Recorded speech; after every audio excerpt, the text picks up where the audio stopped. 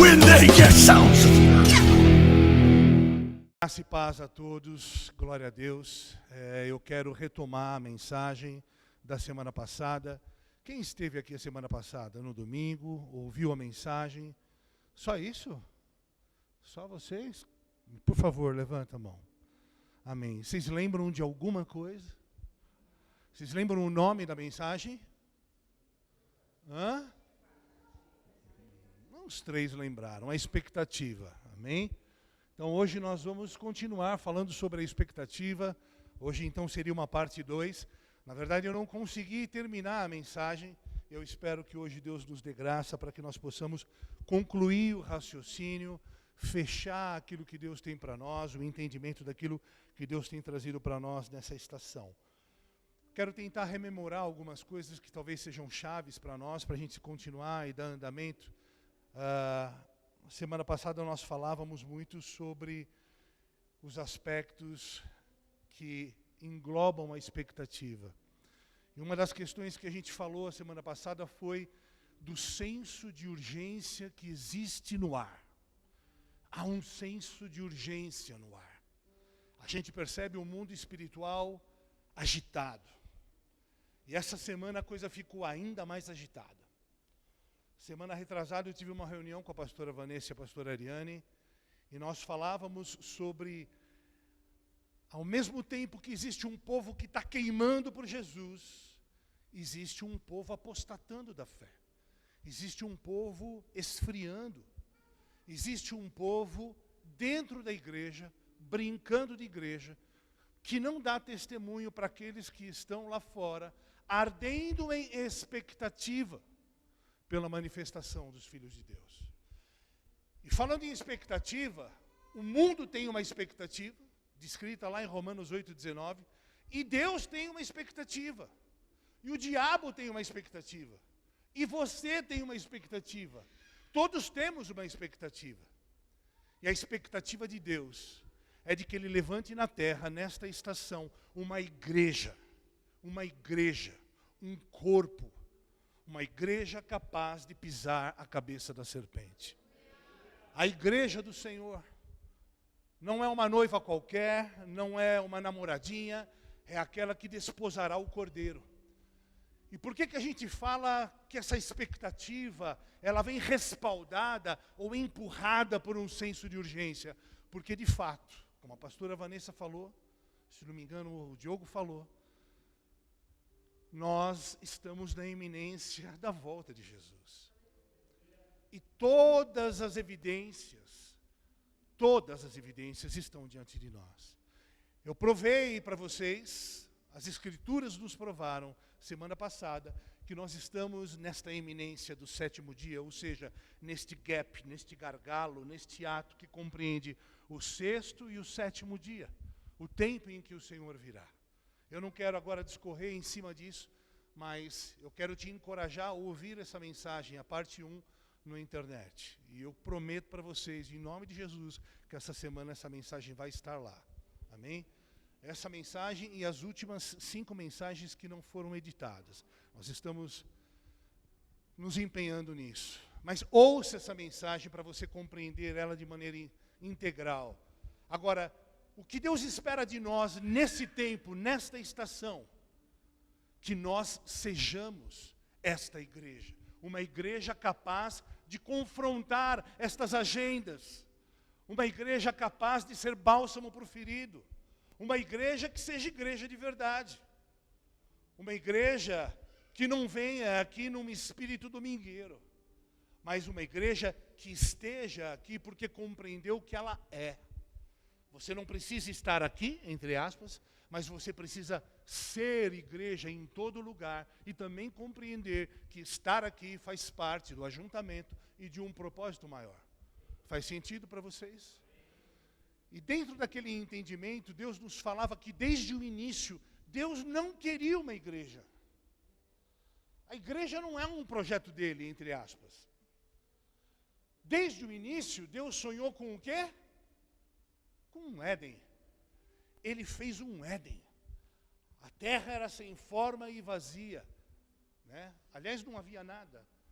E então ele forma a terra e Ele estabelece um lugar, e Ele pensa em mim e você, para colocar sobre aquele lugar, sem forma e vazia, e governar, e dominar, junto com Ele.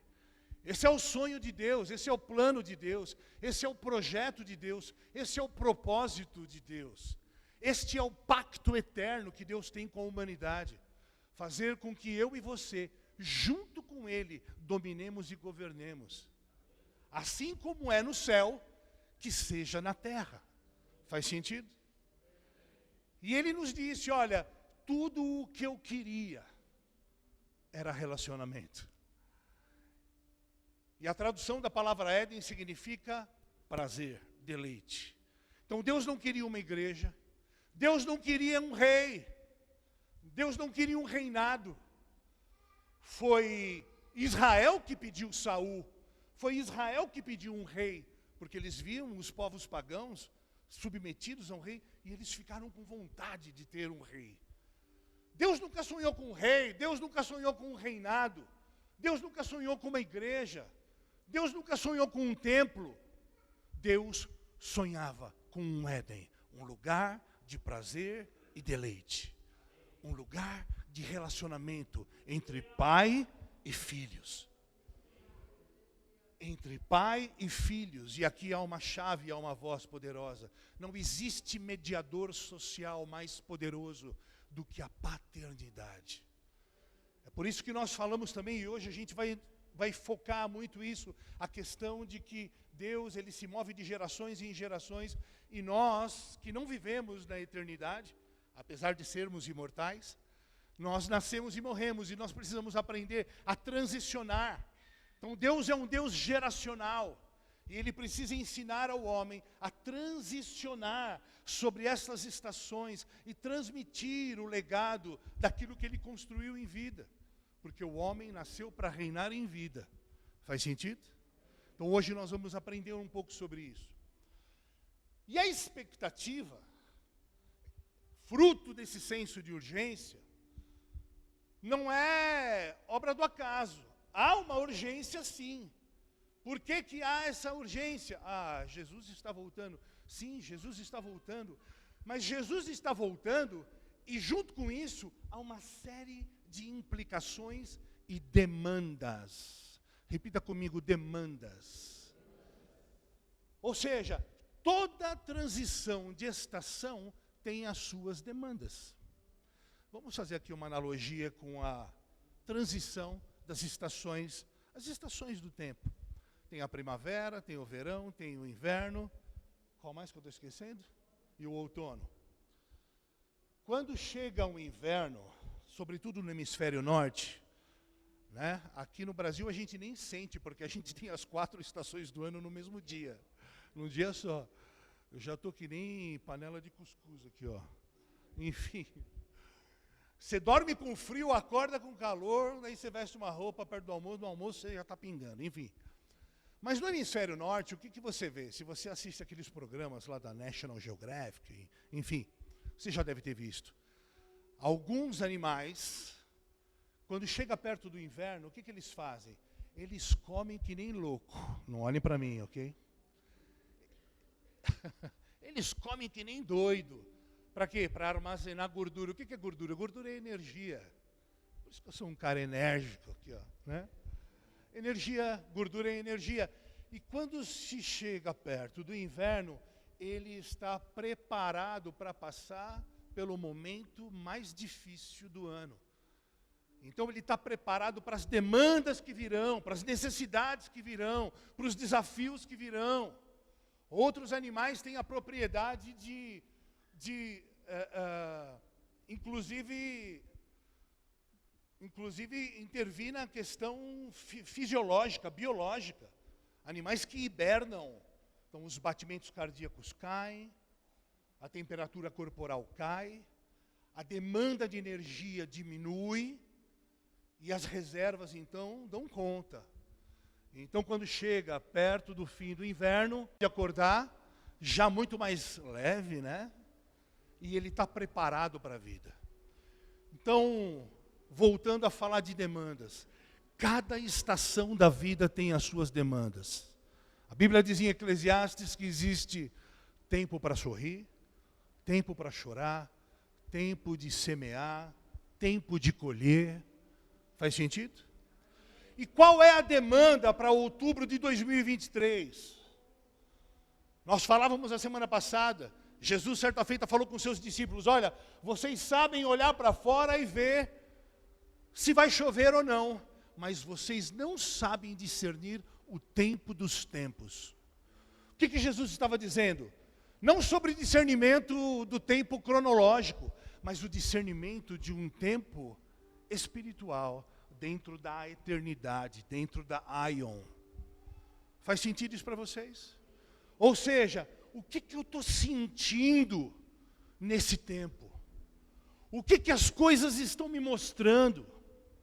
O que as movimentações do mundo, geopolíticas, o que o meu espírito está me mostrando? O que está acontecendo?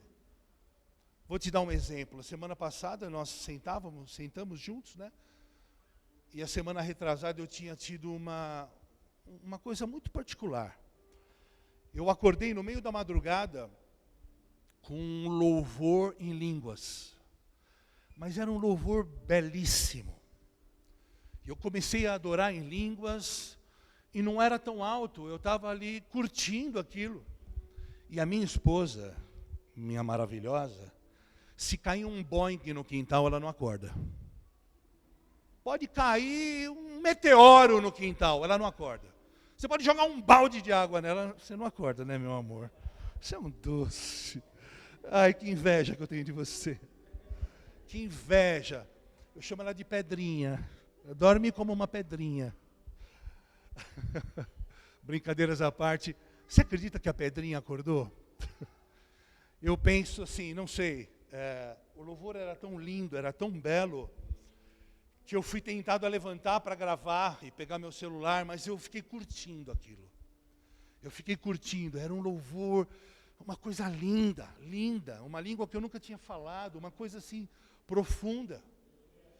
E aí eu dormi. E quando eu acordei chorando. Dá até um nó na garganta. Eu acordei chorando e clamando por Israel. E eu falei para Jesus, deve ser alguma coisa séria, porque se tem um cara que não nos deixa levar pelas ações judaizantes, sobretudo quem está estudando muito o Novo Pacto, eu não me deixo levar por todos os rudimentos judaizantes. Então, assim, eu não tenho nenhuma simpatia por Israel. O que eu tenho é um entendimento puramente bíblico. E eu sei que Israel é uma bússola para a humanidade, e eu sei sim que Israel é o povo de Deus, ou seja, eu sei quem é Israel.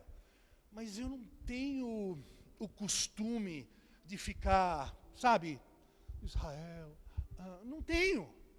E eu acordei com aquele choro, com aquele clamor. Não foi isso, filha, que eu te falei? E aquilo para mim foi muito estranho. Porque eu, de fato, não tenho nenhuma... Não, eu não tenho nenhuma... Eu não me deixo enamorar por Israel, eu não tenho nada com Israel. Eu não tenho costume de orar por Israel, sendo que a Bíblia diz que nós devemos orar por Israel. Estou fazendo uma meia-culpa. Ou seja, foi diferente, foi estranho. E essa semana a gente viu o que aconteceu, mais precisamente anteontem.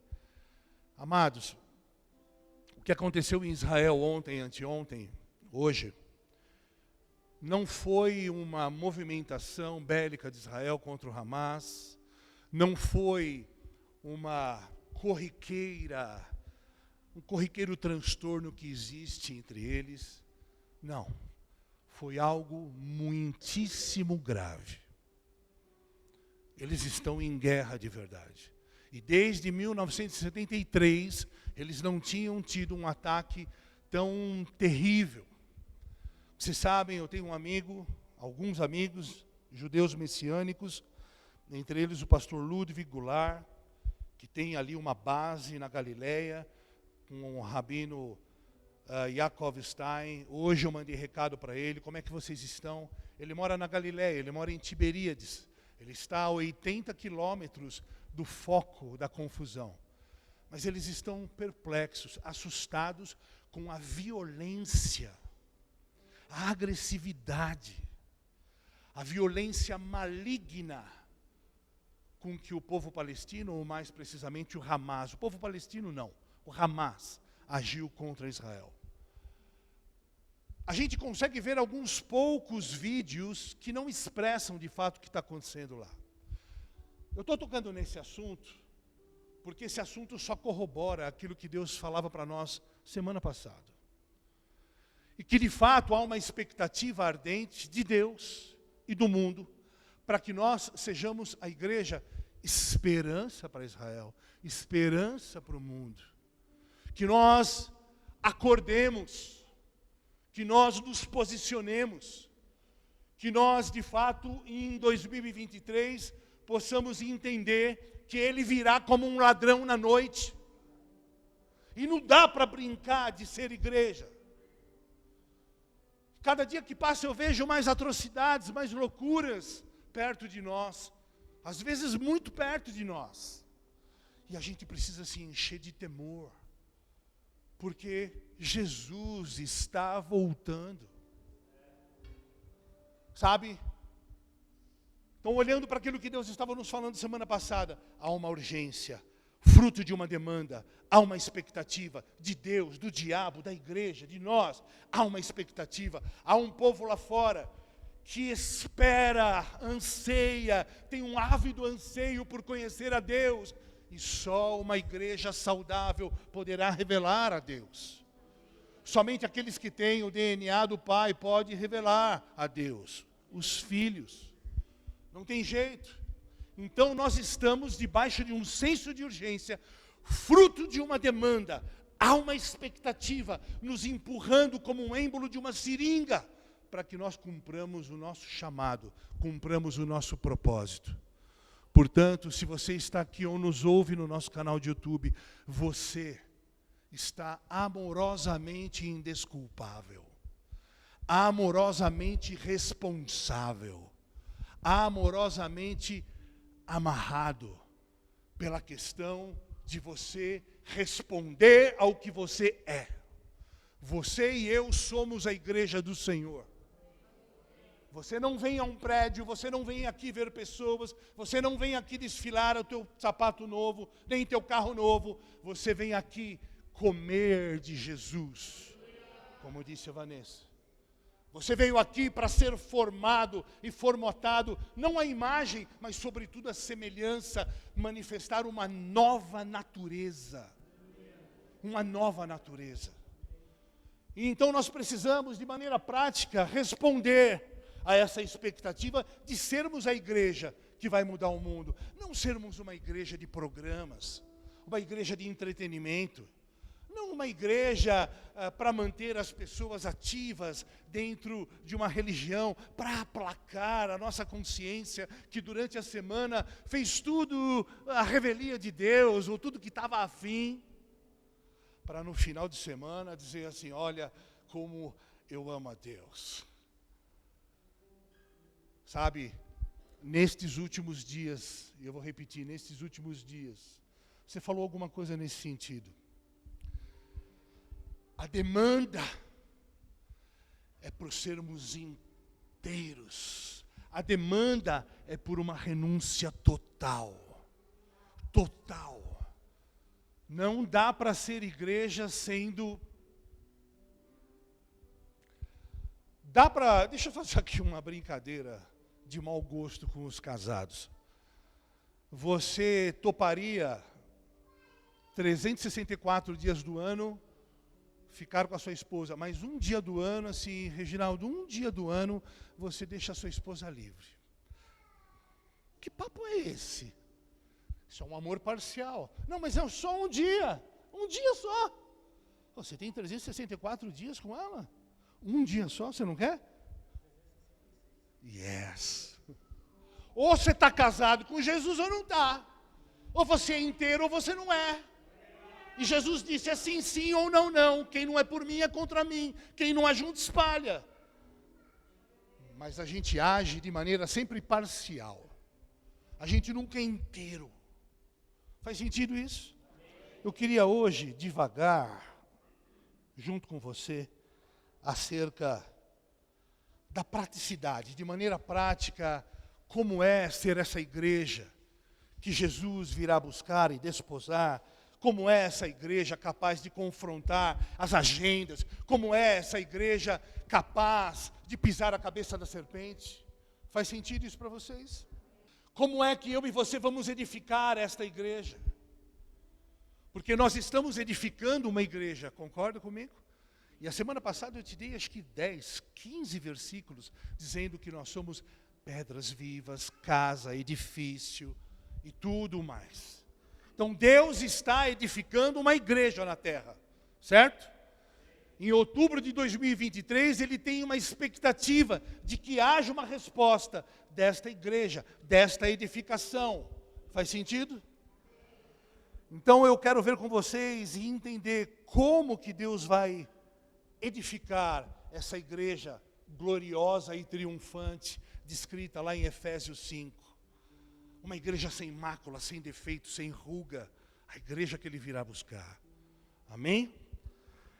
Bom, a gente falou um pouquinho sobre o tempo, para entendermos a urgência dos tempos. Justificamos a urgência dos tempos. Mostramos que Deus tem expectativa, o mundo tem expectativa. Essa expectativa é alimentada pelas demandas.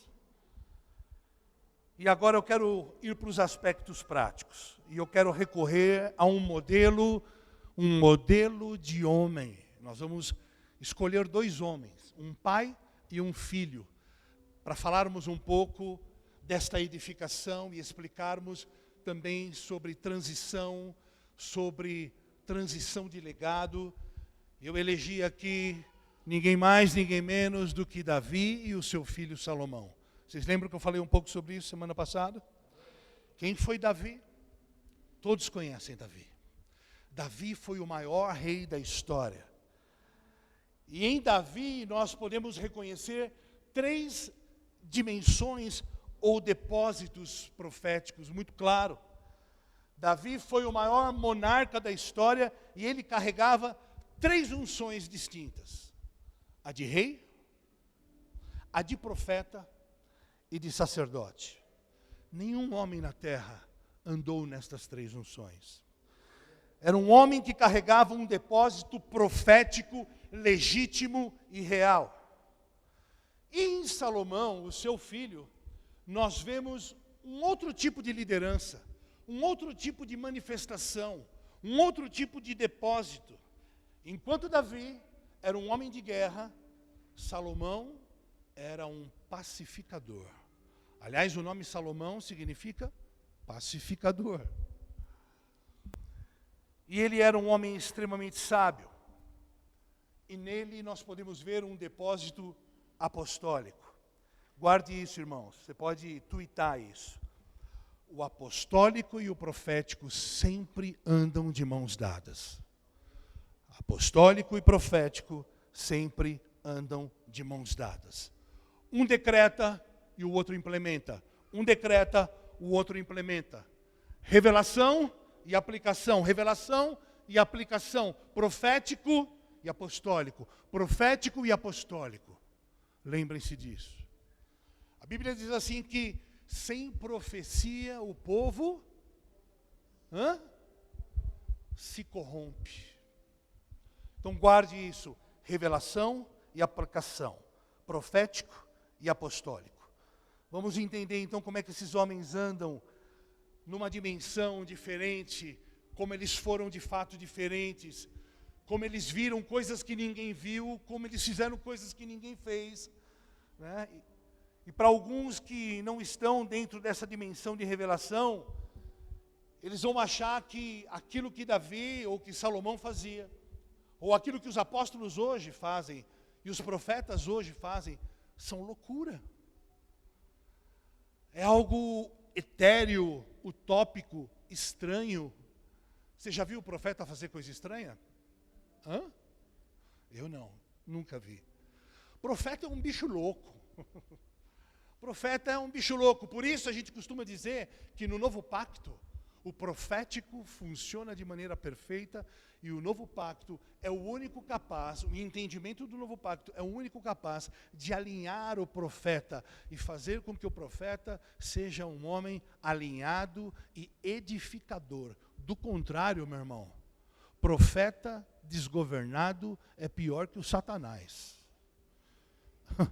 Eu vou repetir. Profeta desgovernado é pior que o Satanás. Ah, mas é uma beleza, é bonito. Nossa, falou um monte de coisa, é tudo verdade, aconteceu. Mas quando você menos vê, meu irmão, é uma jaca no peito. É perigoso. Enfim. Esses homens andam numa fé diferente. Eu costumo dizer que fé é uma tecnologia espiritual. Vocês já ouviram falar isso? Brincando com isso? A fé é algo interessante, porque a fé, ela só funciona na dimensão do espírito, obviamente. E ela funciona. E ela não funciona se você quiser entendê-la. Eu vou te dar um exemplo tosco, mas você vai entender. Eu sei que ali tem uma cruz, que tem um LED atrás, e se eu for querer entender como é que a energia elétrica saiu, sei lá da onde, passou pelo conduíte, chegou na extensão e foi para lá, eu começo a complicar a coisa, e você começa a ficar meio xarope. Eu não preciso entender se você teclar no interruptor e acender a luz, ou para baixo ele vai apagar, eu não preciso ficar pensando. Você já ficou pensando, antes de teclar um interruptor? Isso é coisa de, sei lá, né? Psicótico, psycho killer. Eu vou apertar aqui, e aí a energia vai lá, vai no quadro, sobe, desce, o conduíte. Cara, você aperta o botão e o bagulho, puf, aleluia. Haja luz e deu luz, ou não é? A fé é assim, meu irmão, você concebe a visão no teu espírito, você concebe a imagem, você ouve, a fé vem pelo ouvir você constrói a imagem, você pisa na água, a água abre, acabou. A fé é assim, você ouve, crê, vê, obedece, bum, acontece. Isso é fé. Não queira entender o que é fé, meu irmão. Faça a prova e você vai ver que funciona. Fé funciona. Fala para o teu irmão, fé funciona. Bom, vamos lá. Abra sua Bíblia em 2 Samuel, capítulo 5. 2 Samuel, capítulo 5, nós vamos ler os versículos 10 e 12. Não me importa a versão, eu vou ler.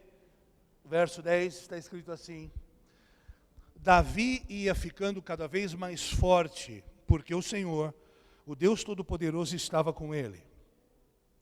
O rei Hirão, da cidade de Tiro, enviou embaixadores a Davi. Ele mandou toras de cedro e também carpinteiros e pedreiros, e eles construíram um palácio para Davi. E assim Davi entendeu que o Senhor o havia confirmado rei de Israel e que por amor ao seu povo estava fazendo o seu reino progredir.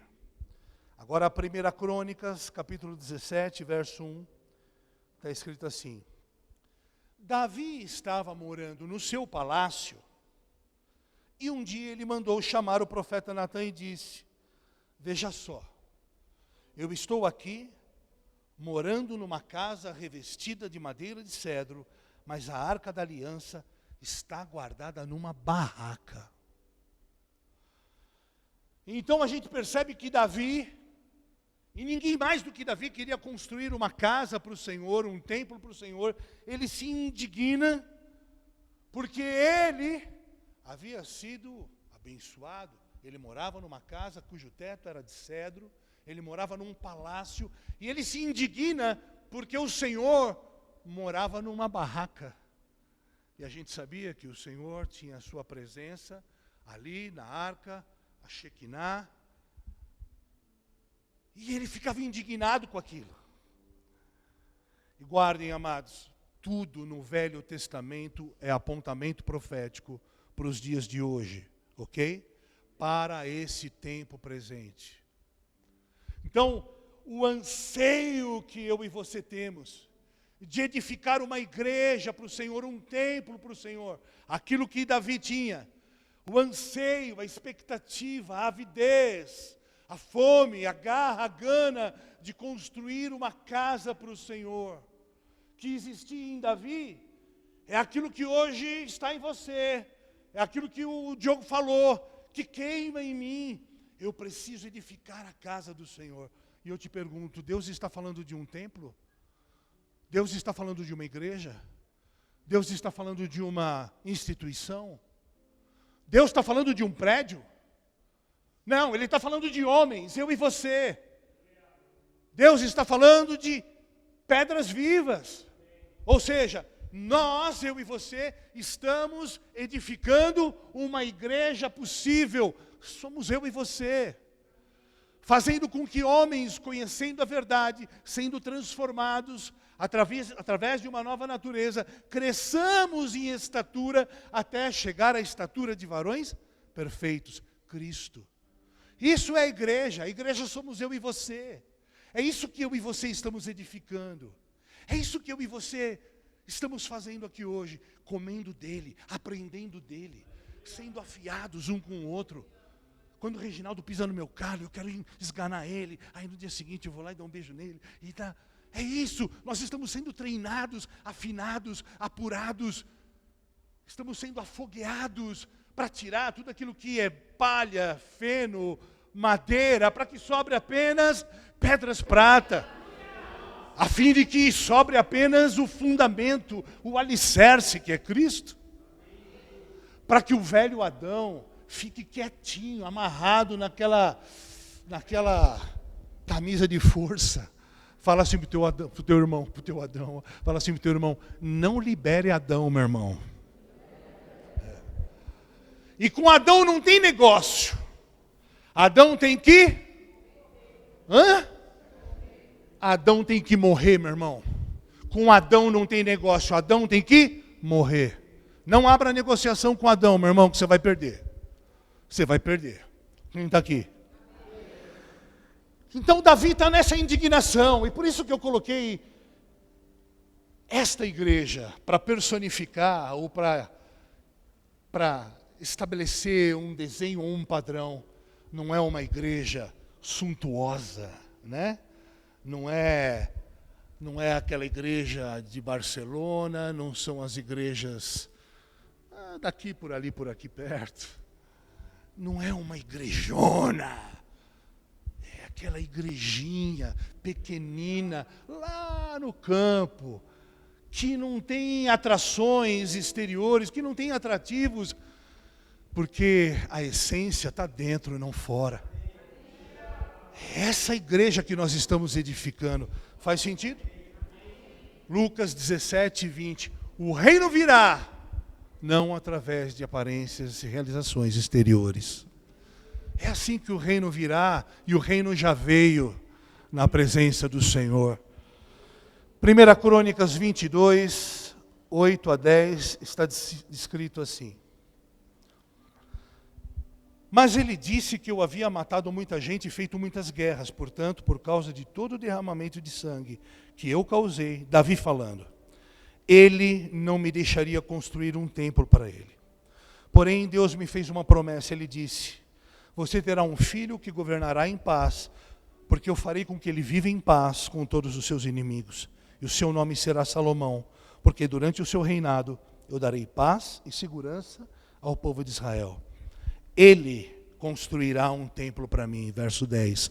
Ele construirá um templo para mim. Ele será meu filho e eu serei seu pai. Os seus descendentes governarão Israel para sempre. Veja, nós estamos falando de uma analogia. O homem segundo o coração de Deus, que tinha uma ardente expectativa. Um homem que é alegoria e sombra de Cristo. A expectativa de Davi era a expectativa de Deus.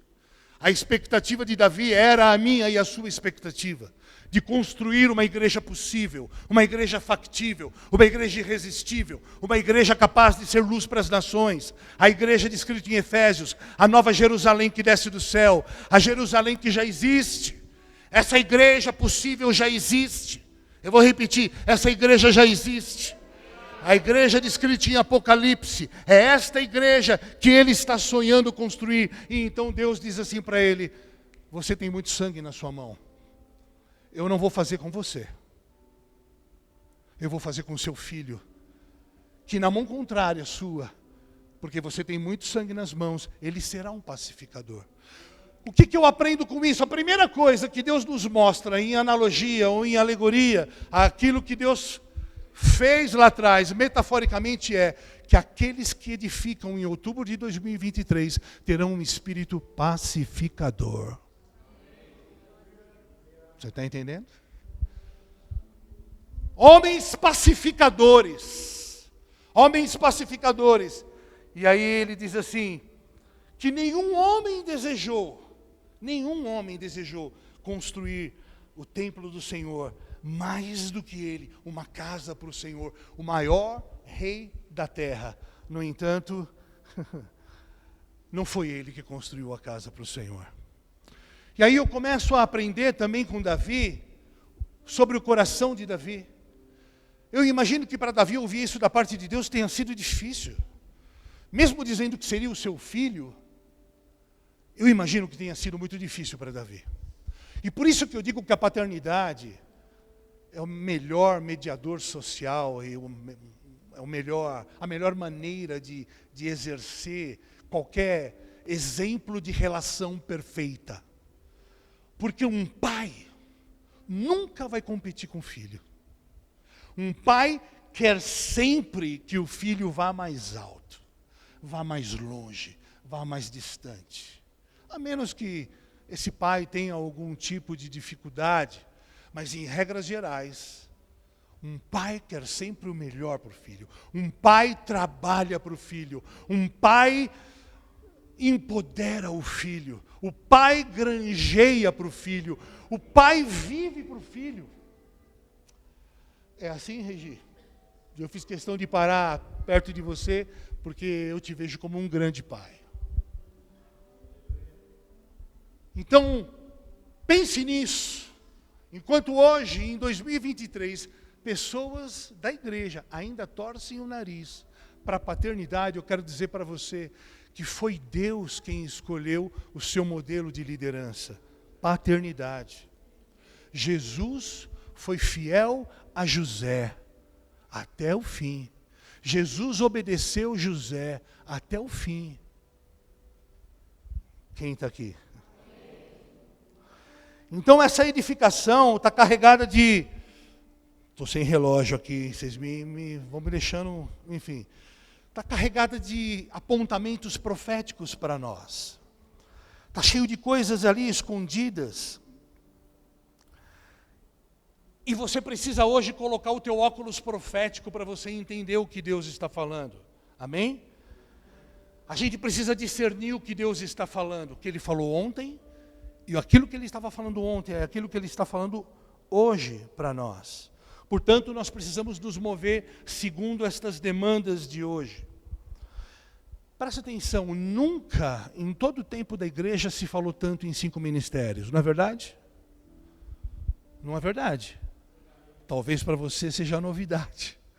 E se é novidade, já mostra que a igreja hoje, infelizmente, de maneira geral, caminha fora do desenho original, fora de uma arquitetura original. Porque existe um projeto, uma maquete, um arquétipo, um modelo, cujo fundamento, nós vimos semana passada, foram os profetas e apóstolos que colocaram. E o fundamento qual é? Cristo. Ele é a pedra de esquina, ele é a pedra angular. O fundamento é Cristo. E existe um desenho, um projeto, uma maquete, um desenho, uma forma de ser igreja. E é isso que a gente vai falar um pouquinho hoje. Lembram que eu falei? Davi representa um depósito profético. Lembram-se disso? Então vamos lá. Primeiro princípio para edificar de maneira prática essa igreja que o Senhor tanto sonha e que eu e você sonhamos também. A primeira coisa que um edificador apostólico profético fará nesse tempo será considerar como ele, o arquiteto, sábio arquiteto, edifica. Ok? Primeira coisa que nós edificadores precisamos saber o que é, como que o arquiteto edifica. Parece razoável? Parece razoável? Pastora Vanessa é arquiteta, assim como eu sou arquiteto, minha esposa é arquiteta. Primeira coisa, você compra o terreno. Aí o que você vai fazer? Faz uma sondagem do terreno, vê se o terreno é bom, se o terreno tem resistência. A partir da resistência do terreno, você já conversa com o engenheiro, que é quem vai executar a obra. Mas o primeiro passo é você consultar um arquiteto. E aí você vai apresentar para o arquiteto a lista de programas de necessidade. Olha, eu tenho 3 filhos, então eu quero 4 suítes, os meus filhos gostam disso. Estou profetizando uma casa boa para você, hein? Só que no pacote veio 3 filhos aí, 3. O arroz tem 3, né, arroz? É bênção. Mas assim, imagine a lista de programas de necessidade e tal. E aí, o arquiteto, ele desenha tudo. Ele faz tudo com detalhes. E só com esta planta, só com este desenho, não tem jeito. Fala para o teu irmão, não tem jeito. Só com esse desenho é que o construtor vai construir a casa. Jeito. Ou ele segue a planta, ou ele segue o projeto, ou ele segue o desenho, ou ele vai fazer algo parecido com a casa que o cliente quer, mas não é exatamente o que o cliente quer. E infelizmente, é isso que acontece no Brasil e no mundo hoje. Muitos estão edificando com um coração bom, com um coração puro, mas a revelia da perfeição de um projeto e da exatidão daquilo que Deus quer. Muitos hoje no Brasil e no mundo estão fazendo coisas em nome de Deus, em nome de Jesus e para Jesus que Ele não pediu. Que não tem nada a ver com um projeto de Deus. Muitos ainda edificam debaixo de uma mente paroquiana, de uma mente pastoral, e simplesmente ignoram o vento profético apostólico dos dias de hoje, não sabem o que são os 5 ministérios, e eles estão fazendo algo parecido com a igreja. O perigo, qual é o perigo? Me pergunta qual é o perigo? Todos. O perigo é de você passar uma vida inteira fazendo o que Deus não pediu para você fazer. E quando vem o diabo zomba da cara da igreja. E o diabo, hoje em dia, ele está vendo esse tipo de edificação por aí, por aqui, e o diabo diz assim, deixem os megas, deixa que eles cresçam, deixa que eles se sintam os tais, deixa que eles se sintam televisivos, hypados, deixe. Afinal, Jesus falou para deixar o joio crescer com o trigo, deixa. Eu não sei você, meu irmão, mas em outubro de 2023, eu quero com muito temor edificar com você uma igreja segundo a arquitetura de Deus. E é isso que nós vamos fazer aqui. Portanto, quem edifica, veja como edifica. Quem edifica, nós lemos isso semana passada, quem edifica, cuidado como edifica. Quem edifica, considera como edifica. Quem edifica, considere quais são os projetos da arquitetura. Quem edifica, saiba, você não está fazendo algo para você. Quem está aqui? Davi disse assim, eu quero muito construir a casa do Senhor. E ele clamava por isso. E então Davi começa a ouvir da parte de Deus alguns insights. E Deus diz assim para ele: Davi, cubra a tua casa com cedro. Cubra a tua casa com cedro. Sabe o que é o cedro? O cedro é uma madeira de uma nobreza incrível. A bandeira do Líbano tem o cedro do Líbano. Estudos dizem que dentro das pirâmides foi encontrado toras de cedro do Líbano intactos, mais de 4.000 anos. O cedro do Líbano é uma madeira nobre, cara, rara, duríssima. Imagina você cobrir a sua casa com cedro. O cedro aponta para algo seguro, forte, resistente, constante. Davi, cubra a sua casa com cedro. Cuide que ela não tenha rachaduras, que ela não tenha infiltrações. Ponha algo resistente, algo nobre, algo de valor. Davi, a cobertura desta casa, que não é um prédio, somos eu e você. Esta casa tem que ser revestida de verdade, de pureza, de resistência, de algo que nos custa. O cedro do Líbano aponta para a nobreza de caráter, para a santidade. Davi, edifique uma igreja com santidade, com nobreza de caráter. Davi, considere, atente para o desenho original.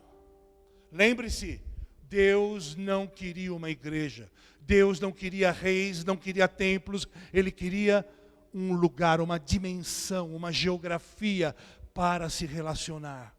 Um lugar. E eu e você não precisamos de um lugar. Esse lugar é apenas um lugar. Mas eu e você não precisamos desse lugar. Nós poderíamos estar muito bem hoje na rua, ou não?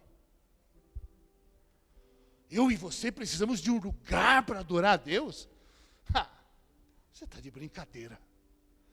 Deus está falando de uma dimensão. Davi, construa com cedro, com integridade, com firmeza. O seu ministério, meu irmão, minha irmã, tem que ter firmeza. Firmeza, beleza, integridade. Davi, cubra a sua casa com cedro. Regi, cubra gravidade zero com cedro. Vanessa, cubra a gravidade zero com cedro. Ariane, a sua casa tem que ter um teto de cedro. Porque a igreja, que somos nós, começa lá em casa. É lá em casa. Fala assim para o teu irmão, é lá em casa. São casas sacerdotais com teto de cedro. Cedro. Ei, edificadores, cubram com cedro para que não hajam rachaduras, para que não hajam frestas, para que não hajam infiltrações. Santidade. O diabo vai bater a porta e ele vai... Aqui não dá. Aqui não dá. Quem está entendendo? Façam com cedro. Façam com que custa. Faça com que tem valor. Faça com algo duradouro. Edifiquem com nobreza. Edifiquem com beleza. Edifiquem com o que custa. Sabe quanto custa, meu irmão? Custa a vida. Por isso que eu estava falando há pouco sobre ser parcial. Quanto custa para edificar uma vida? Edificar o seu filho? Edificar uma igreja? Quanto custa? Custa a vida. E nós, pastores, líderes, você, eu, quando nós percebemos que uma pessoa se rende ao Senhor, a gente fala, meu Deus, eu fui tão traído, tão abandonado, tão lesado, tão enganado, tão roubado. Mentiram tanto para mim. Mas alguém se dobra ao Senhor e você fala, mas vale a pena. Mas vale a pena. Quando a gente vê aquele batismo e a família toda reunida, e os pais olham para você e falam assim, valeu a pena todo o choro da mãe, todo o joelho dobrado, vale a pena. Quanto custa para edificar uma igreja de verdade, capaz de pisar a cabeça da serpente. Custa tudo. Custa tudo. Custa a vida. Mas você também vai ver daqui a pouquinho que esse valor, como eu disse, vale a pena ser pago. Sabe, eu volto a dizer, muitos hoje estão edificando debaixo de um outro modelo, debaixo de um outro desenho. E o perigo é esse, todo o perigo, porque o Senhor se aproxima. Então Deus está sacando um povo do meio de povos, tirando uma igreja de dentro da igreja. Porque dentro da igreja tem uma igreja que é séria e uma igreja que está aqui vindo passear. Faz sentido? Dentro da igreja tem uma igreja que é séria. E tem outra igreja que está vindo passear. E eu não vou nem falar de outros interesses. Mas dentro da igreja tem uma igreja que é séria. No campo do Senhor, no aprisco do Senhor, tem Davi. Tem Davi. Atrás das malhadas, tem Davi. Eu quero profetizar que você é o Davi que Deus procura. Eu vou profetizar. Você é o Davi que Deus está procurando em outubro de 2023. Os olhos dele passeiam por toda a terra. Ninguém te viu, mas ele te viu. Ninguém acredita em você, mas ele acredita. E é disso que ele gosta. De gaditas, coatitas. Homens sem face. Homens que não estão preocupados com a vitrine gospel. Homens sem hype. Homens sem likes, sem mídia. Homens que ninguém viu. Párias, excluídos, marginalizados, cancelados. É desses que Deus gosta. Aleluia. Se você é um cancelado, louvado seja Deus, meu irmão. Deus te viu. Deus está dizendo assim para nós, que só serão igreja gloriosa aqueles que edificam com pureza. Só serão igreja irresistível os que fazem com o coração limpo. Não adianta ser muito catedrático, muito midiático, mega teólogo, ortodoxo e não ser ortoprático. Mas eu cansei de ver ortodoxia sem vida. Eu cansei de ver ortodoxia sem vida. Eu cansei de ver mestres que quase mataram a minha fé. Ortodoxia sem vida. Muito conhecimento às vezes mata. Quem está entendendo? Fala para o seu irmão, tem que ser puro. Ei, vejam como vocês edificam. Em outubro de 2023, tem que ser puro. Tem que ser puro. Uma casa sacerdotal. Segunda coisa que essa unção profética vai trazer sobre a sua vida, sobre o seu ministério, ela vai, presta atenção, Reginaldo, ela vai mobilizar um exército contemporâneo para você. Para você, Diogo, para você, Fábio. Ela mobiliza pessoas. Deus acha e encontra pessoas onde você menos imagina. Pessoas que tenham a mesma conexão dourada, um fio dourado que te prende a essa pessoa. E no Kairos, no tempo certo, as pessoas se encontram por conta de um propósito. Por conta de um propósito. Deus tem para você, no tempo em que você se posiciona, a liberação de um exército contemporâneo para edificar uma igreja possível. Ninguém edifica sozinho. Sabe o que quer dizer isso? Um exército contemporâneo fala de homens que queimam como você, que ardem como você, que amam como você, que temem como você, que renunciam como você. E as pessoas que não têm o mesmo DNA, com o tempo Deus sopra em amor, sem guerra, sem estresse. Pessoas que não querem pagar o preço, pessoas com vida dupla. Chega um tempo que Deus faz assim, ó. Mas as pessoas que têm essa conexão dourada, o mesmo propósito conectado, a mesma linhagem espiritual, chega o tempo da edificação em que Deus te conecta. E aí Deus vai te dar homens com o mesmo mindset, com a mesma ousadia, com a mesma galhardia, a mesma coragem. Gente que anda naquela unção e naquela vanguarda, que todo mundo fala assim, quem é esse cara? Esse cara é louco. O que ele está fazendo? Como é que é? Você vai botar o nome da conferência de caveira? Ah, você está maluco? Você vai ser escorraçado, você vai ser excomungado. Amigão, Deus falou, eu só obedeço. Homens pioneiros, homens que andam numa nova dimensão, que andam num novo terreno, homens que andam sobre as águas. Vou dizer uma coisa para você, como disse a Larissa outro dia, meu irmão, minha irmã, sai do barco, começa a andar em dimensões diferentes, começa a andar sobre as águas. Deus vai te dar gente louca para edificar com você. Quem está aqui comigo? Fala assim para o irmão que está ao teu lado, quem antecipa, governa. Deus vai te dar empreendedores do reino, pessoas que tenham uma influência no reino. Vou te contar uma história. Teve um tempo que um homem andou comigo, e eu andei com ele, mas ele era meu filho espiritual, eu era o pastor dele, e eu sempre sonhei em ministrar e pregar para atletas e etc. E eu não tinha como fazer isso. Mas Deus colocou um homem na minha vida, eu não vou citar, mas ele é o CEO de uma grande empresa de nutrição esportiva no Brasil. E esse homem me levava para as feiras. O Felipe está aí? Me levava para o Arnold, me levou para o Olímpia, para Las Vegas.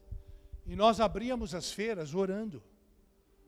Quando que eu poderia imaginar que os maiores atletas do Brasil e do mundo estariam ouvindo de Jesus numa feira que simboliza o hedonismo, a vaidade, o culto ao corpo? Esse homem, não eu falava assim para ele, vou falar o nome dele, ele me vê, saudades, te amo. Falava para ele assim, Marcelo, eu não posso pregar para o Arnold Schwarzenegger, mas você pode.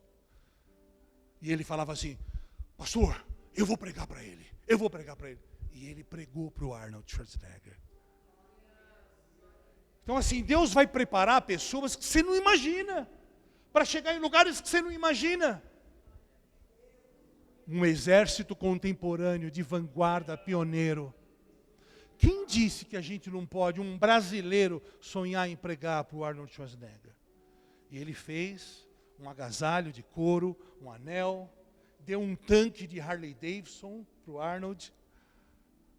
E o Arnold sentou para ouvir. Na nossa igreja, não lembro se vocês lembram, mas em 2018, viu, Felipe? O top 2 Olímpia de 2000 ou 99 foi o Brent Warren. Ele estava na igreja, ouvindo de Jesus. Então, quando nós nos posicionamos, Deus faz coisas loucas. Coisas loucas. Quando que você ia imaginar que o maior atleta de todos os tempos, governador da Califórnia, maior atleta de bodybuilding de todos os tempos, o cara, um ícone mundial, poderia ouvir de Jesus a partir da tua igreja? Glória a Deus. Fala assim para o teu irmão de novo, quem antecipa governa. Deus está preparando nesse tempo homens que discernem propósito, tempo e modo. Propósito, tempo e modo. Senhor, o que o Senhor está fazendo hoje? E Ele te dá um entendimento, visões, sonhos, canções, palavras. Foi o que eu falei para você, Gabi, há pouco. Presta atenção. Presta atenção, Deus vai te dar discernimento, propósito, tempo e modo. Nos lugares mais inusitados, você vai estar no banheiro. No banheiro, no banheiro não. No banheiro, irmão, na marginal. E Deus vai te dar palavra de sabedoria, palavra de conhecimento. Deus vai te dar um entendimento, propósito, tempo e modo. Você está aqui ainda?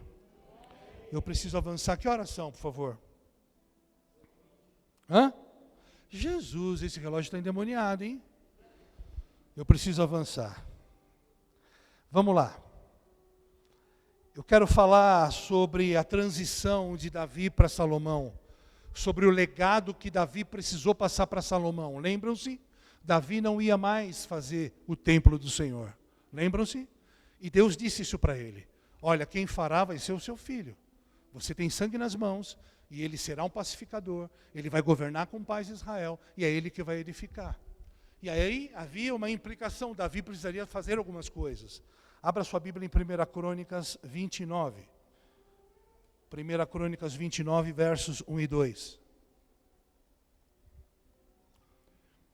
Depois o rei Davi disse a todo o povo: o meu filho Salomão é o único a quem Deus escolheu, mas ele ainda é jovem e sem experiência. O trabalho a ser feito é enorme, porque não se trata da construção de um palácio onde vão morar pessoas, mas de um templo para Deus, o Senhor. Para construir o templo do meu Deus, preparei com todo esforço o material necessário, isto é, ouro, prata, bronze, ferro, madeira, pedras de ônix, pedras preciosas, pedras de várias cores para os mosaicos e muito mármore. Só até aqui, presta atenção. O meu filho é novo e sem experiência. O trabalho é enorme. Não é uma casa feita para homens, é uma casa feita para Deus. De quem ele está falando? De você e de mim. A edificação de uma igreja, ok? E aí ele disse assim: eu vou ajudar meu filho, eu vou preparar para construir esse templo. E com todo esforço, ele prepara o material necessário: ouro, prata, bronze, ferro, madeira, pedras preciosas e muito mármore. O que eu quero falar para vocês aqui? Eu imagino quão difícil deva ser, volto a dizer, para Davi ouvir Deus dizer: não vai ser você. E aí o pai, que é pai, ele quer empoderar o filho, e eu imagino Davi relutando, mas ele percebe a direção de Deus, e Davi, com o coração que ele tinha, ele não apenas entende, mas ele se submete, e ele começa a promover todas as demandas da estação. Tudo o que era necessário para a edificação da casa do Senhor, não feita por ele, mas pelo seu filho, ele começa a preparar. Sabe o que eu quero entender com isso? Que eu quero não, o que eu entendo com isso? Que muitas vezes nós vamos chegar até certo ponto, mas quem vai edificar algumas coisas não seremos nós, serão nossos filhos. Talvez a gente se esforce até certo ponto da vida, mas chegue um tempo em que Deus nos diga assim: até aqui nos ajudou o Senhor, Ebenezer, mas daqui para frente, quem faz é o Rafa, ou quem faz é um filho espiritual. Pode chegar um tempo em que Deus diga assim: filho, daqui para frente não é contigo.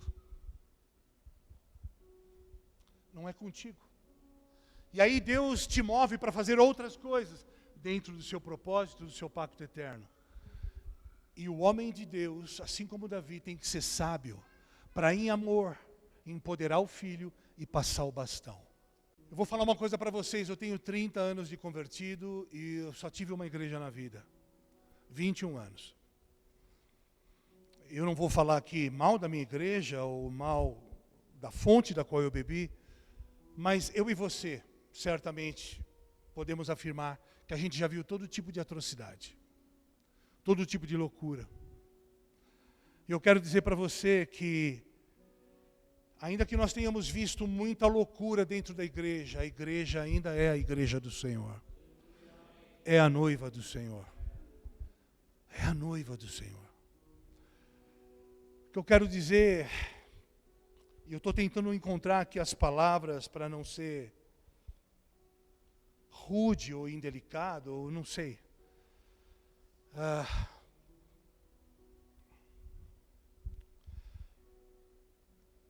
Eu acredito que todos aqui fomos machucados. Sim ou não? Muito machucados. Muito feridos. Muito machucados. Mas isso não pode nos impedir de continuar. Isso não pode nos impedir de continuar olhando para o futuro e continuar acreditando que a minha identidade é essa: ser uma igreja à estatura de Cristo. Ser o corpo perfeito, bem ajustado, que glorifica o cabeça. Sabe, se um dia chegar na tua vida um tempo de transição, não brigue com uma decisão do Senhor. Às vezes você está diante de alguma questão e Deus te fala uma coisa ou outra e você, eu não sei se eu estou sendo claro, mas você briga com aquela decisão. Você fala que é o diabo, mas você não fala que é Deus. É o diabo, é a sua carne, é todo mundo menos Deus. Aprenda uma coisa: não se pode brigar com uma escolha de Deus. Talvez alguns estejam entendendo. Davi entendeu a escolha de Deus e se submeteu. E quem edifica, eu e você, precisamos entender que as estações mudam. Certo? O inverno, o verão, a primavera, as estações mudam, as demandas mudam. Não se edifica mais em 2020 como se edificava nos anos 90. Não se edifica uma igreja hoje como se edificava nos anos 2000. As demandas mudam. Tudo muda. As realidades mudam. Agora eu quero dizer uma coisa para você, meu irmão: não morra com o bastão na mão. Paulo disse: eu corri a carreira, combati o bom combate. Eu cheguei na linha. Não chegue na linha sem o bastão, meu irmão. Você passa o bastão quando você chega na linha. Você chegou, você cumpriu o teu propósito, você passa o bastão. E você tem prazer em passar o bastão. Faz assim, você não compete, você não briga, porque muitos vão ser levantados perto de você que são melhores do que você, que são mais sábios do que você, são mais capazes do que você, são mais sobrenaturais do que você. Não brigue com Deus. Não brigue com Deus. Quem está aqui? Eu quero tentar ir rápido. Terceira coisa, e não são 20 coisas, tá? São só 5. Terceira coisa que a unção profética vai te trazer: todo desenho, toda forma para você realizar. 1 Crônicas 28, dos versos 10 a 12, está escrito assim. Não se distraia, por favor. E agora ele já está falando para Salomão, ok? E a Salomão ele disse: você deve compreender que o Senhor te escolheu para construir o seu santo templo. Portanto, seja forte e mãos à obra. Lembre-se, tudo que Deus estava falando é para nós.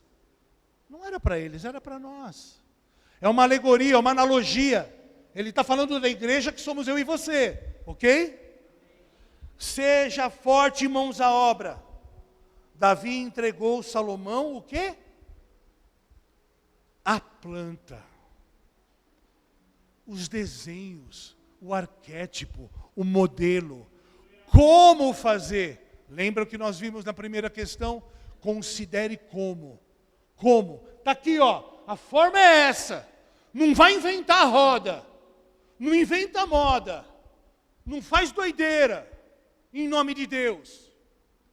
Não dá nome de coisa de Deus o que não é de Deus. Faz um arroz com feijão. Veste o tubinho preto. Para de onda. Quem está entendendo? Tubinho preto, vocês entenderam também? Tá bom. Vou falar do tubinho preto para os novos. Você que é mulher, e você conhece aquele vestido coringa, o tubinho preto? O tubinho preto ele serve para o casamento, ele serve para funeral, ele serve para velório, ele serve para você ir treinar, um jantar, para você ir no McDonald's, para você correr na rua. O tubinho preto é sensacional. Você só faz o modelito conforme o sapato. Sapato alto, baixo, fino, Vans, sandália, havaianas. O tubinho preto, ele é incrível. É o básico, é o fácil. Então, na dúvida, veste o tubinho preto, irmã. Hã? Agora, se você tiver com esse corpinho igual eu, Vai parecer que uma anaconda engoliu uma capivara. Aí o tubinho preto já fica mais complicado. Hã?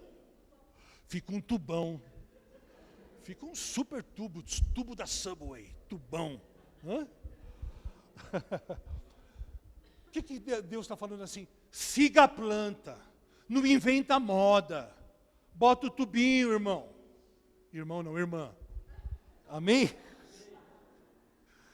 Porque os caras estão inventando muita coisa hoje. Jesus. Bom, nesse tempo Deus vai nos dar todo o desenho, todas as plantas. Você vai saber o que você está edificando. Eu vou falar uma coisa para vocês. Eu tenho 30 anos de evangelho. Eu estudei muito. Eu fiz 2 seminários complexos. Eu vou dizer uma coisa para vocês. De 3 anos para cá, é que eu estou tendo, de fato, um boom na minha vida. Depois que eu tenho conhecido os fundamentos do novo pacto, é o que tem, de fato, transformado minha vida. Coisas que há 20 anos, 25 anos, eu ensinava errado. Eu acreditava errado. Hoje eu entendo. E é tão libertador. Mas é tão libertador. Quem está aqui? Então Deus vai te dar clareza.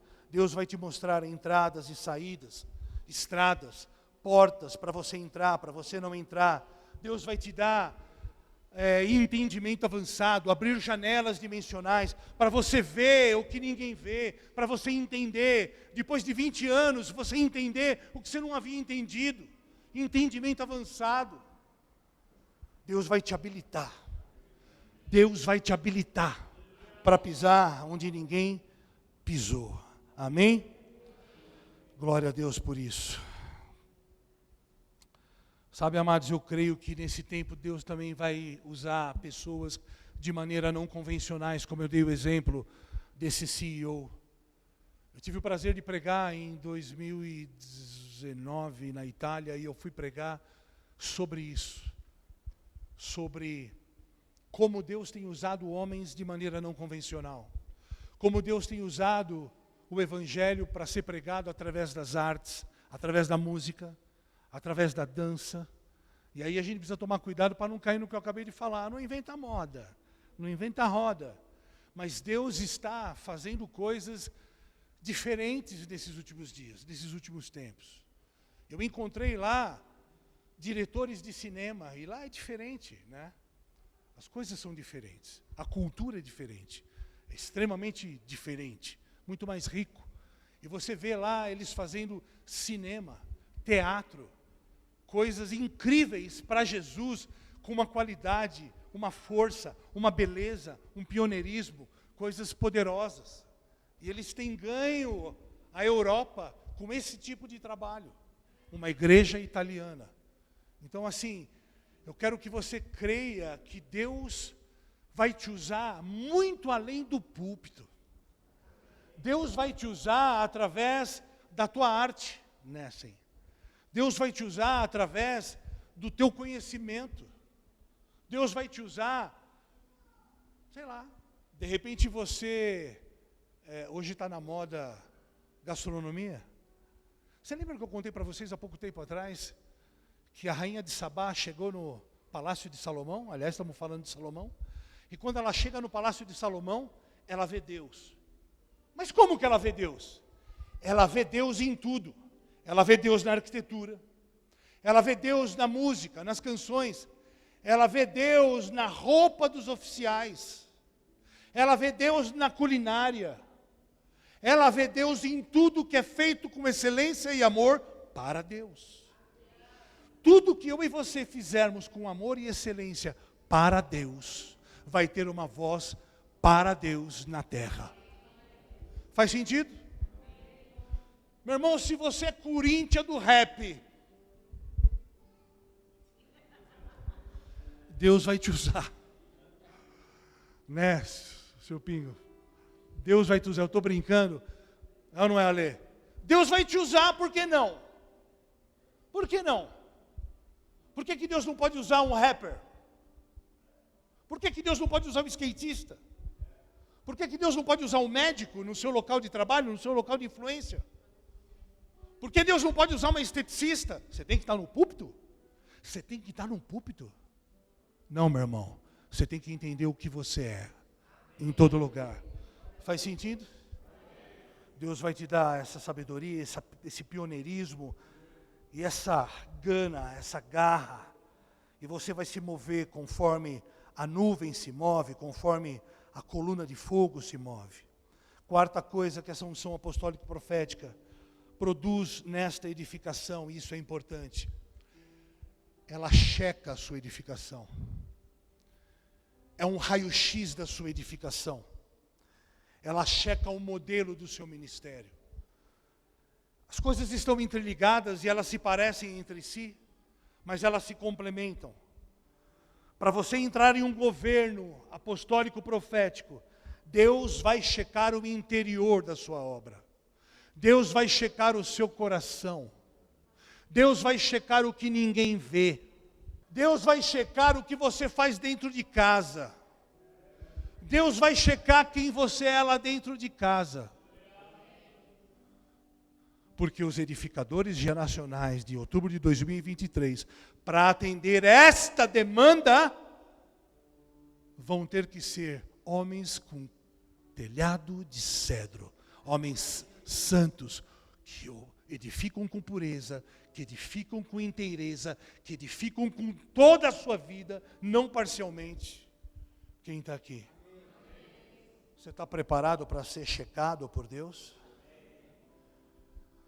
Terão que ser homens com maturidade corporativa.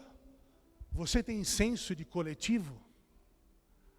Você tem entendimento básico de que o teu pecado corrompe a minha vida? Porque nós somos casa e nós somos corpo. E o meu pecado atrapalha a vida do Reginaldo? O pecado do meu irmão atrapalha a minha vida? Faz sentido isso para vocês? Vou falar uma coisa para vocês. O pecado é corporativo. Não existe pecado pessoal, guardadas as devidas proporções. O pecado que eu e você cometemos macula o corpo, atrapalha o corpo. Sabe por quê? Porque se você não está bem, eu não estou bem. Sofri um acidente doméstico anteontem. Eu quase perdi a ponta do meu dedo. Pensa num acidente idiota. Eu não vou nem contar que vocês vão falar, é um idiota. Jesus amado. Eu fiquei 10 horas no hospital, eles não sabiam se iam operar, se não operar. Bom, meu osso esmigalhou em N partes. Meu dedo está lindo, parece uma couve-flor. E eu falo assim para você, como é que um pedacinho tão pequenininho do meu dedinho me enlouqueceu tanto? Que eu pensei que eu ia morrer. Eu pensei que eu ia morrer. E quanto maior, mais chorão, né?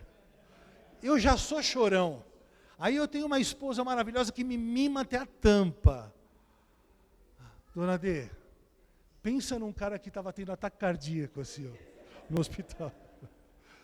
Mas de verdade, dói que nem o cão.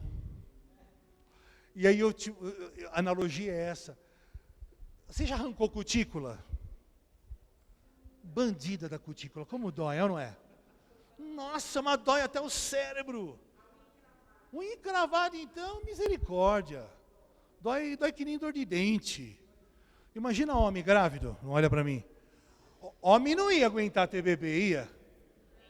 Nossa, nem cólica menstrual, né? Olha, eu vou falar uma coisa para vocês. Em analogia, o corpo é assim. Qualquer coisa que acontece com o corpo, dói pra caramba. Dói demais. Dói muito, sim ou não?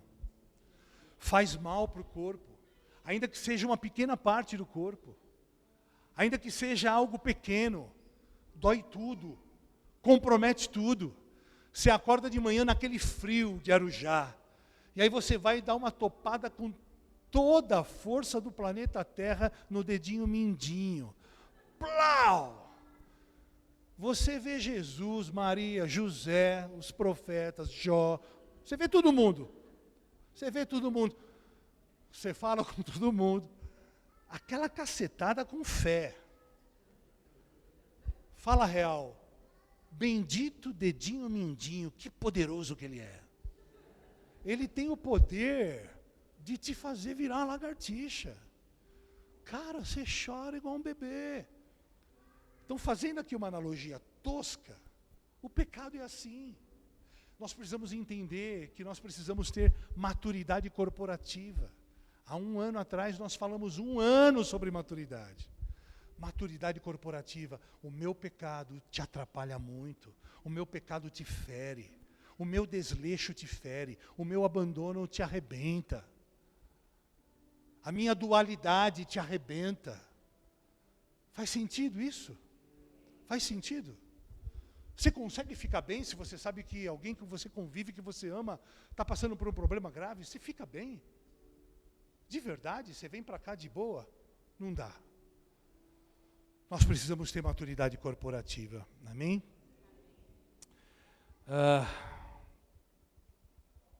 Vamos lá, quero agilizar um pouquinho. Eu já quero ir para 5º e último princípio para quem edifica. 2 Crônicas, capítulo 3, verso 1. Está escrito assim: Salomão começou a construir o templo do Senhor em Jerusalém, no Monte Moriá. Repita comigo, no Monte Moriá. Onde Deus havia aparecido ao rei Davi, o pai de Salomão, o lugar que Davi tinha escolhido era o terreiro de malhar trigo de Araúna, o Jebuseu. Aqui a gente pode fazer um monte de analogias. A gente pode falar também sobre Moriá, o lugar de providência. Enfim, a gente pode extrair uma série de analogias e extrair uma série de princípios para ativar em nossa vida, para que nós entendamos como deve ser essa igreja, que Ele está nos mostrando quais são os desenhos e plantas. Faz sentido? Tudo que está sendo falado aqui, que estava lá no Velho Testamento, são dicas, são sparks, são insights daquilo que Deus está falando. Olha, sejam assim, para além do desenho real, cabal, macro, que é 5 ministérios, olha, aqui eu estou mostrando para vocês insights, coisas que vocês devem considerar. Faz sentido? Faz sentido? Por quê? Porque não é uma receita de bolo. Se fosse falar uma receita de bolo, eu falo 5 ministérios. Mas Deus está dando aqui alguns sparks para nós. São fagulhas de entendimento para a gente aplicar na nossa vida. Então Deus está falando assim para nós aqui nesse versículo, que existe um lugar adequado para edificar. Olha lá. Que lugar é esse? Existe um lugar adequado. Mas a gente está fazendo uma analogia. Vamos lá. A gente sabe que a edificação somos nós, certo? Mas na analogia ele está falando de um processo físico. Alguém já viu os prédios de Santos? Você já ouviu falar dos prédios de Santos? Alguém já ouviu falar? Do ponto de vista de edificação? Alguém já ouviu falar? Uma vez eu fiz um cruzeiro e eu saí do Porto de Santos, ou eu passei pelo Porto de Santos, eu não sei. É incrível. Você olha alguns prédios de Santos, os prédios estão assim, ó. Muitos dos prédios que foram feitos na década de 40, 50, estão condenados. Sabe por quê? Porque eles não atentaram para o alicerce. Eles não atentaram para o fundamento. Eles não atentaram para a estrutura. Eles não atentaram para o lugar que tinham que edificar. Por exemplo, Ilhabela. Quem já foi para Ilhabela? Como diz o termo, é bela, né? Um lugar lindo. Mas como é que é? É assim, ó. E nós que somos arquitetos, aqui vamos falar. Como é que constrói Ilhabela? É quase que por rapel, né? Porque os lugares são assim. Então, o tipo de edificação em Ilhabela é totalmente não convencional, porque é tudo total declive ou total aclive. É muito difícil de você edificar naquele tipo de terreno. Então, eles necessitam de uma tecnologia diferente, de um tipo de edificação diferente. E aquilo coloca em risco a edificação. Quem está aqui comigo? Não se preocupa que a gente está guardado. O que Deus está falando para nós? Você não constrói em qualquer lugar sem um preço. Você não constrói em qualquer lugar. Existe um padrão, existe uma forma. E Deus se move por padrões. Esta é a linguagem de Deus. Deus não viola os seus padrões. Vamos falar aqui de uma coisa boba. Você pode violar a lei da gravidade? Sobe num prédio e dá um pulo. O que você acha que vai acontecer? Você vai se esborrachar. Não se pode violar certas leis. Não se pode violar certos princípios. Não se pode violar a palavra. Não se pode violar os padrões de Deus. Sobre o custo de você perder a tua unção. Quem está aqui? Não se pode violar os padrões de Deus. Sob custo e pena de você perder a tua unção. Quando a gente viola esses padrões, quando a gente sai desses padrões, quando a gente anda em outros terrenos, quando a gente anda na vinha, a gente põe tudo em risco. Quem está entendendo? E às vezes você para pensar e algumas pessoas ficam assim, puxa vida, eu já não tenho mais aquele fluir gostoso, eu já não sinto mais aquele arrepio, eu já não sinto mais, sei lá, aquela coisa quente, gostosa. Eu não posso afirmar, mas talvez seja isso. Talvez você tenha violado algum padrão e você precisa voltar para restabelecer esses padrões. E aí então Deus mostra o lugar de edificação, que é o Monte Moriá. E Moriá é um lugar tipificado pelo famoso ato profético de Abraão. Sim? Ou não? Lembram-se? O que foi pedido para Abraão? Isaac, seu filho amado. Abraão, está chovendo em cima de mim aqui. Entrega Isaac. E o que Deus estava fazendo ali? Ele estava querendo Isaac, de fato? Não. A gente sabe que, de fato, o que Deus estava olhando era para o coração de Abraão. Então, Abraão sobe o Monte Moriá e ele prepara o menino para o sacrifício. E quando ele levanta o cutelo sobre o menino, Deus fala, não toque no menino. Hoje, agora eu sei, eu entendo que você me ama de todo o coração. Eu estou aqui apenas parafraseando, não foram estas as palavras, mas quando ele levanta o cutelo sobre o menino, não toque. Agora eu sei que você é capaz de me entregar tudo. Agora eu sei que você é um homem de renúncia. Agora eu sei que você me ama mesmo. Você me ama mais do que tudo. Faz sentido isso? Eu sei que você é capaz de largar tudo, de deixar tudo, porque você me ama. Então vamos lá, vamos fechar esse entendimento. Qual é o lugar de edificação para essa igreja? O lugar que nos custa tudo, mas que Deus também provê tudo. Nós já tínhamos falado isso de outra forma. Qual é o lugar para se edificar esta igreja de homens e mulheres? Um lugar onde nos custa tudo, mas também é o lugar onde Ele nos provê tudo. Ou seja, quanto mais eu entrego a Ele, mais Ele me entrega. Quanto mais eu dou para Ele, mais Ele se doa para mim. Não há perda no reino. Não tem como você perder no reino. Não tem como alguém ganhar em amor de Deus. Quanto mais você entrega a Deus, mais Ele te dá. Quanto mais você renuncia e acha que você perdeu, mais Ele te retribui, mais Ele te abençoa. Qual é o lugar para edificar essa igreja? No lugar de renúncia total, mas é no lugar onde Ele te provê totalmente. Quem está aqui? Aleluia. Esse é o lugar. Custa tudo, mas Ele te provê tudo. Custa a vida, mas Ele é o Senhor da vida. Custa tudo, mas Ele te deu uma imortalidade. Você é imortal. Ei, edificadores, existe uma forma, um alicerce, um lugar. Este lugar é o lugar onde te custa tudo. Eu estou já encaminhando para o final e eu quero chamar o louvor à frente. Por favor. Aleluia.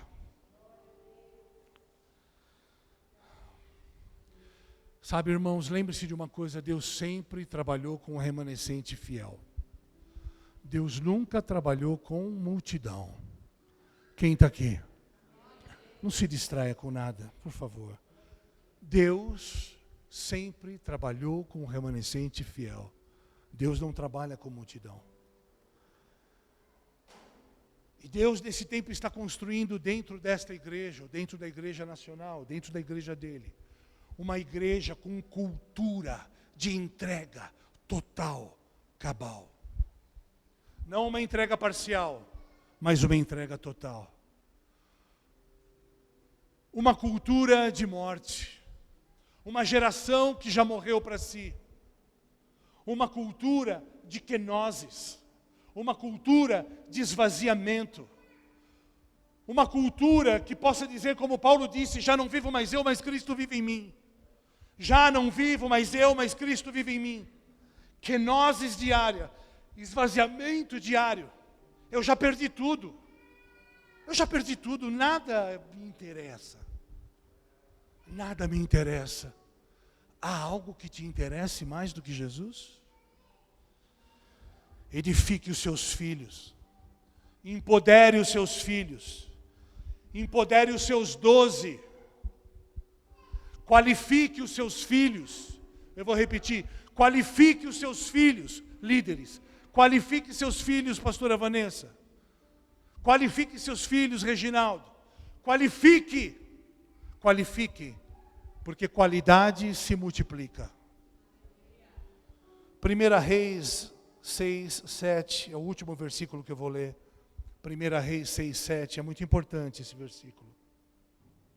O templo foi construído com pedras que haviam sido preparadas nas pedreiras, para que assim, durante a construção, não se ouvisse o barulho de martelos, machados ou qualquer outra ferramenta. Olha que coisa, olha que interessante. O templo foi construído com pedras que haviam sido preparadas nas pedreiras, para que assim, durante a construção, não se ouvisse barulho de martelo, machados ou qualquer outra ferramenta. Deus edifica sem barulho, meu irmão. Deus edifica com cuidado, com zelo.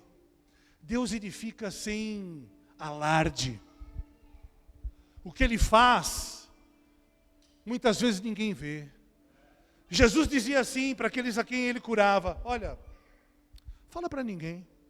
Ele falou para a mulher samaritana: olha, não fala nada para ninguém. E ela saía gritando e falando, e todo mundo louco, alucinado. Foi assim com o cego de Betesda, foi assim com a grande maioria. As coisas que Deus faz é sem barulho, sem alarde, sem hype, sem chamar atenção. Se você for estudar mais a fundo essa questão da edificação e da construção, por favor, só minha voz e as cordas, por gentileza. A gente vai ver que a maneira como eles quebravam as pedras, e você pode questionar: como que eu vou quebrar pedra sem martelo? Não tinha explosivo? Como é que eu vou quebrar pedra sem martelo?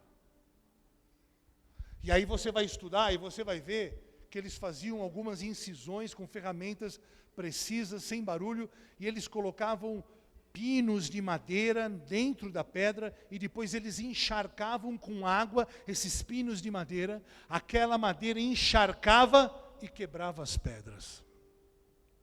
Sem barulho. Quando a gente vê muito barulho ali, cá, acolá, Deus não está aí. Deus está nas pequenas edificações. daqueles a quem Ele sacou por detrás das malhadas, daqueles que não querem glória, daqueles que não estão preocupados com a glória humana. Quem está aqui? Deus constrói com esse tipo de material gente de entrega máxima, de renúncia. Fique de pé, por favor.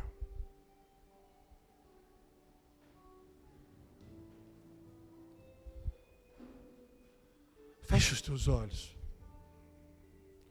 Esses são dias importantes na terra. Esses são dias importantes para a igreja do Senhor. Por favor, cesse as movimentações, preste atenção, por favor. Esses são como os dias de Noé. Eu vou repetir. Esses são dias como os dias de Noé. Você tem ouvido mensagens após mensagem nesta casa de pães. Não saia daqui da mesma maneira que você entrou. Deus está cobrando de você e de mim que nós sejamos a igreja capaz de pisar a cabeça da serpente.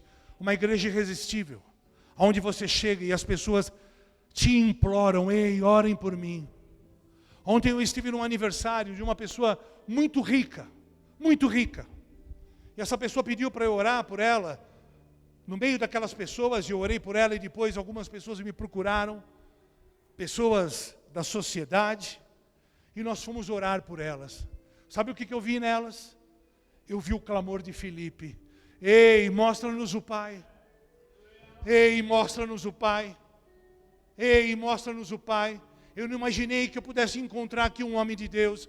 Ore por mim, por favor, ore por mim. E eu e a Ariane ficamos ali, naquele escuro ali, orando pelas pessoas, no meio de um aniversário, num salão de festas, num lugar de um monte de gente endinheirada. Não me importa se você tem dinheiro, se você não tem, se você tem diploma acadêmico, se você não tem, o clamor é o mesmo. As pessoas estão sendo arrastadas, queimadas vivas, hoje, lá, tão perto de nós e lá, em Israel, povo escolhido, povo de Deus. Isso deveria mexer conosco. Mexer conosco. Expectativa, o mundo tem uma expectativa. E os israelitas estão lá, e muitos daquela nação ainda não querem saber do Messias. Isso nos dói ainda mais. Senhor, ajuda-nos, ajuda-nos, ajuda-nos a morrer a cada dia para nós mesmos. Ajuda-nos a ser essa geração da quenoses, essa geração da renúncia, essa geração do esvaziamento. Uma geração santa, uma geração que tem consciência daquilo que devemos edificar, de que nós somos a igreja em todo lugar, em todo o tempo. Nós não estamos preocupados em demasia com a estrutura ou com as outras questões periféricas. Nós queremos ser edificados de dentro para fora. De dentro para fora. O Senhor cuida de todas as demais coisas, mas nós queremos ser formados à imagem de Cristo de dentro para fora. De dentro para fora. Senhor, levanta homens e mulheres conscientes das demandas deste tempo. Outubro de 2023. Levanta um povo corajoso, mulheres corajosas, homens de família, homens de governo, homens cujas casas são casas sacerdotais, mulheres de renúncia, mulheres que protegem seus filhos, mulheres que instruem seus filhos, mulheres que não fecham os olhos para as loucuras que temos visto. Homens e mulheres de coragem, jovens de coragem. Senhor, em nome de Jesus, esta é a tua igreja. Em 2023, nós queremos ser aqueles que atendem a tua expectativa. A expectativa, a ardente expectativa de um Deus que nos formou, que nos amou, a ponto de entregar o seu Filho para morrer a nossa morte. Senhor, eis-nos aqui. Levanta daqui e a partir daqui um bando de loucos, enlouquecidos, cuja vida seja uma vida só para ti. uma vida só para Ti. Senhor, nós Te agradecemos. Nós Te agradecemos porque nós cremos que o Senhor está fazendo uma igreja debaixo do Teu desenho. O sábio arquiteto. Senhor, levanta os edificadores aqui, que têm suas casas cobertas com cedro, pureza, nobreza, caráter, verdade e santidade. Levanta os edificadores da última meia hora, homens geracionais, que entendem que uma transição é necessária, e que talvez não sejam eles a entrar na terra prometida, mas eles terão prazer em empoderar seus filhos. Levanta seus filhos, uma igreja gloriosa, de homens que empoderarão os que chegarão mais longe. Uma igreja que prevalecerá em meio ao caos. Uma igreja que governará em meio à Babilônia. Uma igreja composta por homens cujo protocolo e desejo da vida é servir de todo o coração. Todo o coração. Senhor, esta é a Tua expectativa. A expectativa de Deus. No dia que se chama hoje, que nós sejamos esta igreja possível, factível, irresistível. Essa é a igreja que existe no coração do Senhor. Levanta a sua mão direita. Senhor, eis-nos aqui. Eu quero profetizar que esta é a Tua igreja. Esta é a igreja que responde em tempos de guerra. Essa é a igreja que responde em dias de caos. Essa é a igreja, bálsamo para o ferido. Essa é a igreja que pisará a cabeça da serpente. Essa é a igreja, esperança dos homens. Esta é a igreja de fogo que incendiará o mundo. Incendiará o mundo. Incendiará o mundo. Incendiará o mundo. Aleluia! Hey!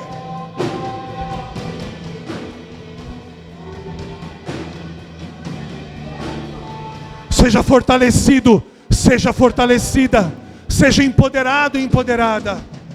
Seja fortalecido, seja fortalecida, seja empoderado. Senhor, eu peço um toque especial na mente dos seus filhos. Nós temos a mente de Cristo. Nós já temos a mente de Cristo. Eu peço, Senhor, que o Senhor nos ajude a um mindset. A um mindset. A uma reprogramação mental. Para que nós entendamos o que o Senhor está fazendo agora, hoje, neste tempo presente, hoje, agora, neste dia. Neste dia. Nos encha de temor e nos posicione. Nos encha de temor e nos posicione.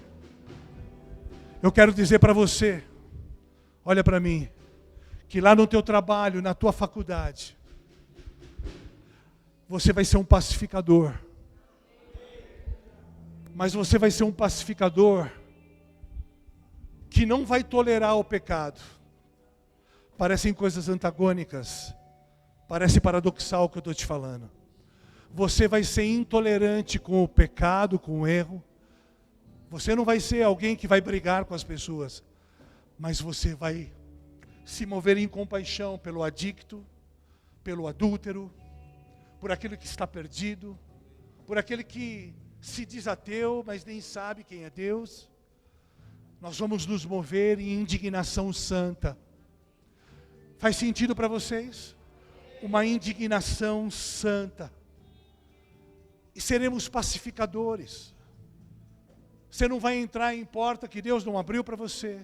Você não vai entrar em dividida que Deus não mandou você entrar. Você vai ser um pacificador. Mas você vai ser intolerante com o pecado. E com muita sabedoria, Deus vai te dar estratégia para entrar em assuntos delicados e trazer luz, verdade para essas pessoas. Faz sentido isso? Faz sentido? Nós não precisamos brigar com as pessoas. Nós não precisamos divergir de maneira tola com as pessoas. Nós precisamos mostrar para elas em amor o erro. É isso que nós precisamos. Faz sentido? Você pode aplaudir Jesus?